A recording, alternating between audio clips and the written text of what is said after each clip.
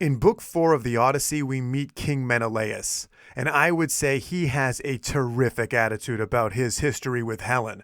He is the most notorious betrayed husband of all time. For 10 years, he camped with the Achaeans outside the walls of Troy while Paris was enjoying Helen within, according to the advice of Francois Rabelais to all lovers, that there be no discontinuance in the knocks of the Venerian thwacking. And in Book 3 of the Iliad, poor Menelaus had been denied vengeance against Paris even after exposing him as a wimp in single combat. Menelaus had seized the adulterer's helmet strap and was dragging him by it while Paris choked like a submitted deer, but Aphrodite intervened before the kill and enveloped the lover in a mist and delivered him to his bedchamber for further pleasure with Helen. At line 526 of the Fagles Iliad, while the two made love in the large carved bed, Menelaus stalked like a wild beast up and down the lines. And so here in the Spartan palace, we meet the femme fatale herself, emerging from her scented lofty chamber attended by 3 servants who carry her accoutrements, gifts of kings. She has with her a drug to mingle with the wine, so dispersive of all cares that one would treat the death of their own parents with good humor when under its effects. And perhaps to make sure it was working, she tells a charming story of her encounter with Odysseus when he had snuck into Troy one day, and only she had recognized him. So naturally she got him naked and bathed him, and when that was done, she lubricated his body with that same oil that makes a man glisten like a god. And by prodigal coincidence, she took that occasion to declare herself lustily hearkened to return to Greece. Darling, it was for the war effort.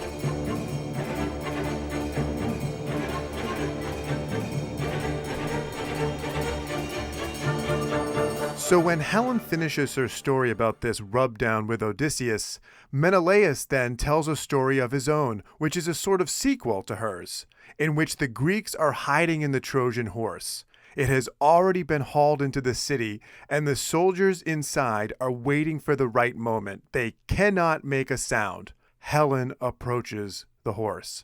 She knows they are inside it. She knows they are ready to burst out and take the city. But here we get a sense of just how provocative is Helen's sensuality. She walks up to the horse. She lays her hand to the wood, feeling it, stroking it. She beckons to each man inside it, in the voice of his wife at home, until both Menelaus and Diomedes are ready to burst out and reveal their presence to the Trojans. It is Odysseus who reins them back. Odysseus is therefore superior to them in self-control, and this is one of the traits that makes him fit to lead, because a lack of self-control renders a person gullible to deceit. Deceit is a big theme in the Odyssey, and to be resistant to it is a divine attribute in Greek literature. Odysseus is always on his guard against deceit, as we will see later on. But here in Book 4, the important thing is the link between gullibility and ill regulation, which is to say that our urges and desires for things like food, drink, sex, wealth are used against us by the frauds of the world. And reflecting on this concept, I'd say this: the deceiver, I would think, has more self-control than the person they intend to deceive, or they must have more self-control in order for the deception to work. For example, the person who uses sex as a bait for deception must be better able to forego sex than their dupe. And the person who deceives using a promise of material possessions must be able to be more patient in obtaining them than the dupe.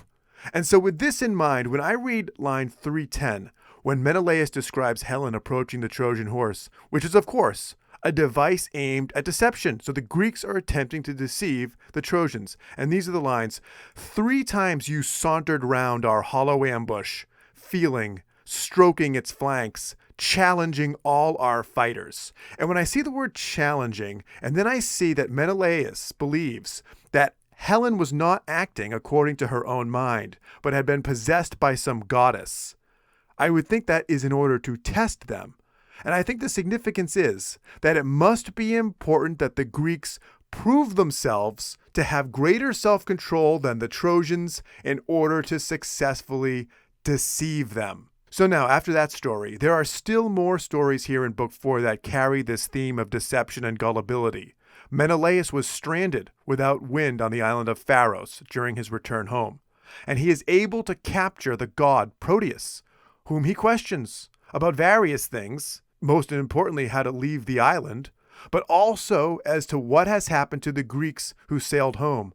And it is Proteus who tells him that his own brother Agamemnon was deceived and murdered by Aegisthus. Agamemnon had landed in Greece, though not quite the shores nearest to his home city, and the story begins at line 583. How he rejoiced, Atrides, setting foot on his fatherland once more. He took that native earth in his hands and kissed it, hot tears flooding his eyes, so thrilled to see his land. But a watchman saw him too, from a lookout high above, a spy that cunning Aegisthus stationed there, luring the man with 2 gold bars in payment. 1 whole year he'd watched. So pausing there, see the patience of Aegisthus? See what we had just said about the deceiver having more self-control than the deceived. 1 whole year, Homer thinks to add that detail. The story continues.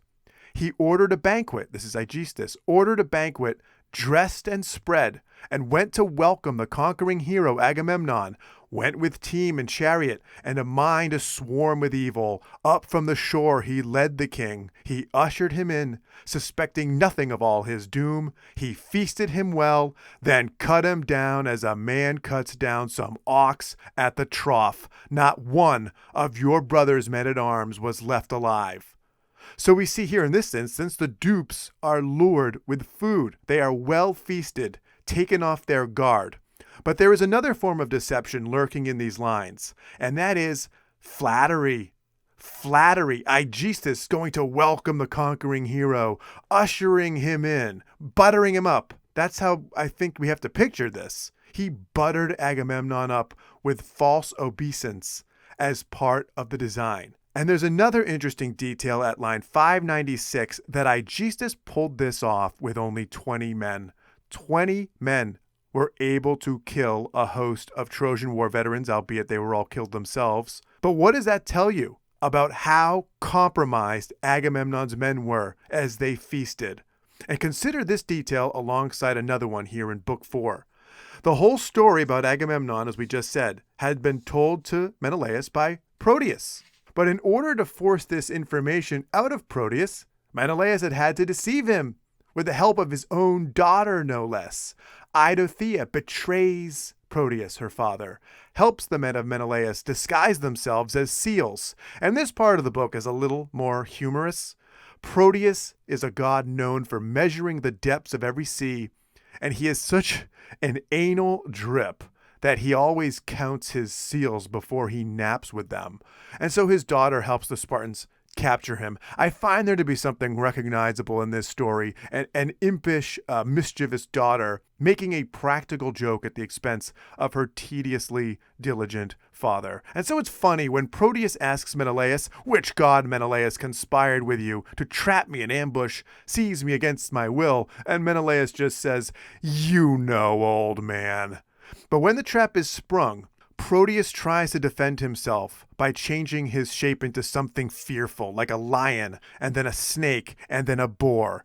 But it is of no use. The men of Menelaus hold him fast until he submits to tell them everything they need to know. And I think the message is this, that all our innate ability and strength and power is useless once a betrayal is complete.